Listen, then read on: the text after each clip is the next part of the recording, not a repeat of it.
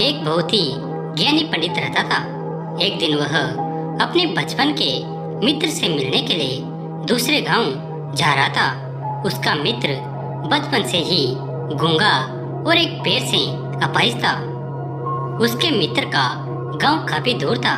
रास्ते में कई छोटे छोटे गांव पड़ते थे। पंडित अपनी धुन में आगे चला जा रहा था। तभी रास्ते में उसे एक आदमी और मिल गया। वो भी पंडित के साथ साथ चलने लगा।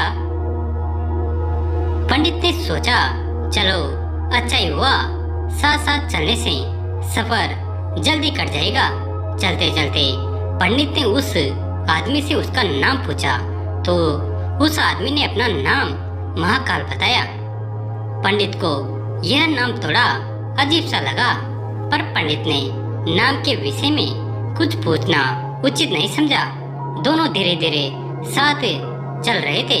तभी रास्ते में एक गांव आया तो महाकाल ने पंडित से कहा, तुम आगे चलो, मुझे इस गांव में एक संदेशा देना है, मैं तुमसे आगे मिलता हूँ। पंडित ने कहा, ठीक है, और वह आगे की ओर चल दिया। तभी गांव में खबर फैली कि एक व्यक्ति को भैंसे ने मार दिया है। जैसे ही भैंसे ने उस व्यक्ति को मारा, ठीक थोड़ी देर में महाकाल वापस आ गया।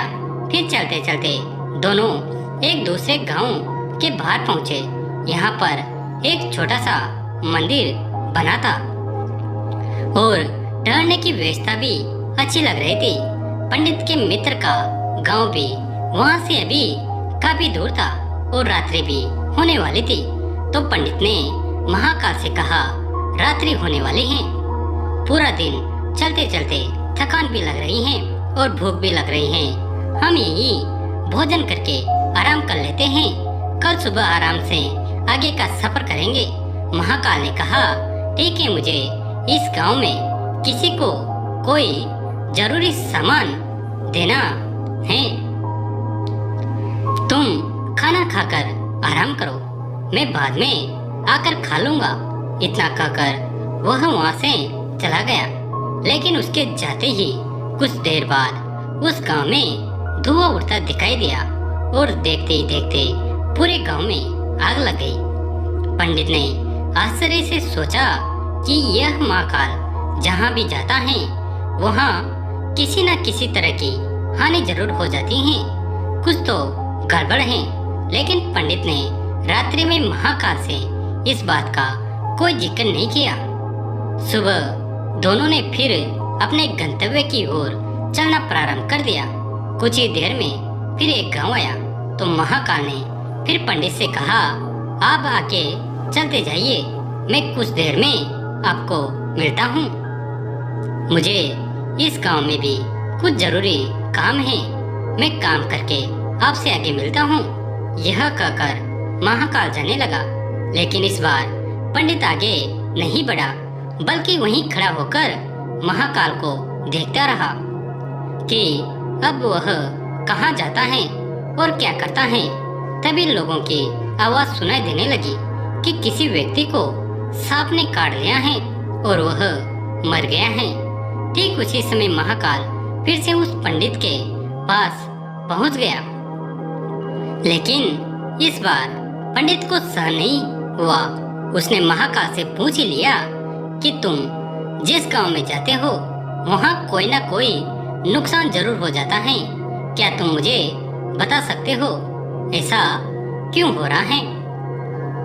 तो महाकाल ने जवाब दिया, पंडित जी, आप तो मुझे बहुत बड़े ज्ञानी मालूम पड़े थे, इसलिए मैं आपके साथ चलने लगा था, क्योंकि ज्ञानियों का संग बहुत अच्छा होता है।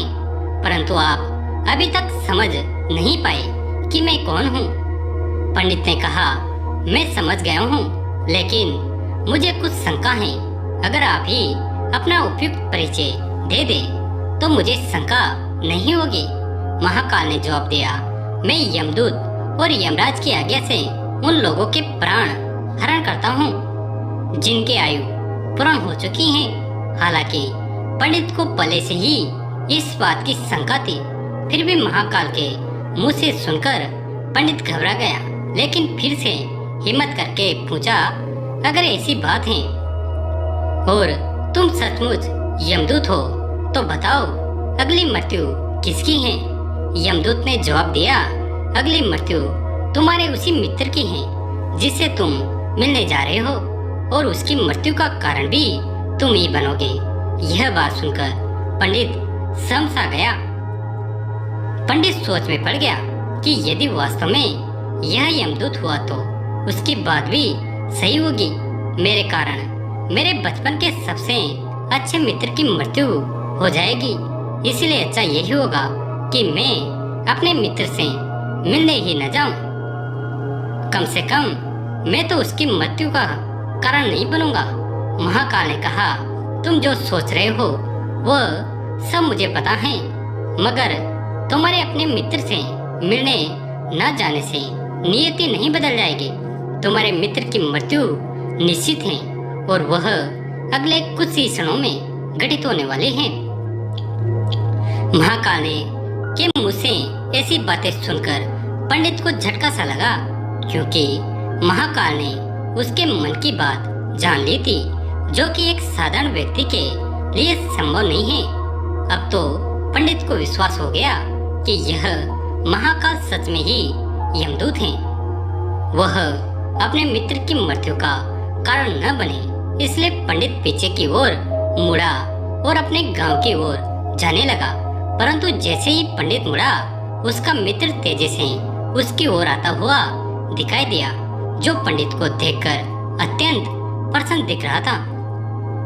अपने मित्र के आने की गति को देखकर पंडित को ऐसा लगा जैसे कि उसका मित्र काफी समय से उसके पीछे आ रहा है, लेकिन वह बचपन से ही गूंगा था और पैर से अपाहिज था, इसलिए न तो वो पंडित के पास पहुंच पा रहा था और न ही पंडित को आवाज दे पा रहा था। लेकिन जैसे ही वह पंडित के पास पहुंचा, अचानक उसकी मृत्यु हो गई। पंडित हक्का बक्का होकर महाकाल की ओर देखने लगा, जैसे कि वह पूछना चाह रहा हो कि आखिर क्या हुआ। महाकाल पंडित के मन की बात समझ गया और बोला, तुम्हारा मित्र पिछले गांव से तुम्हारे पीछे पीछे आ रहा था, लेकिन वह अपाहिज और गूंगा होने की वजह से तुम तक नहीं पहुंच सका। उसने अपनी संपूर्ण ताकत लगाकर तुम तक पहुंचने की कोशिश की, लेकिन बुढ़ापे में बचपन जैसी ताकत नहीं होती, इसलिए हृदयघात के कारण तुम्हारे मित्र की मृत्यु हो गई, क्योंकि तुमसे मिलने के लिए अपनी गति की सीमा को लांघते हुए वो तुमसे मिलने के लिए पीछे पीछे भाग रहा था।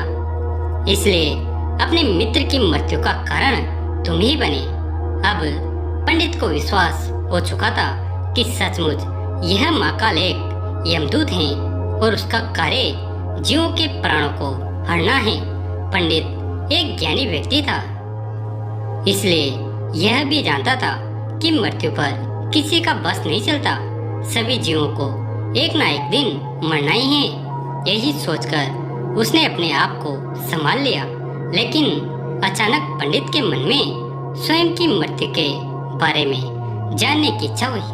दोस्तों, अगर आपकी आगे की कहानी जानना चाहते हैं तो कमेंट में जरूर बताएं और वीडियो को लाइक करें। दोस्तों, इस चैनल को सब्सक्राइब जरूर करें। कहानी अंत तक देखने के लिए आप सभी का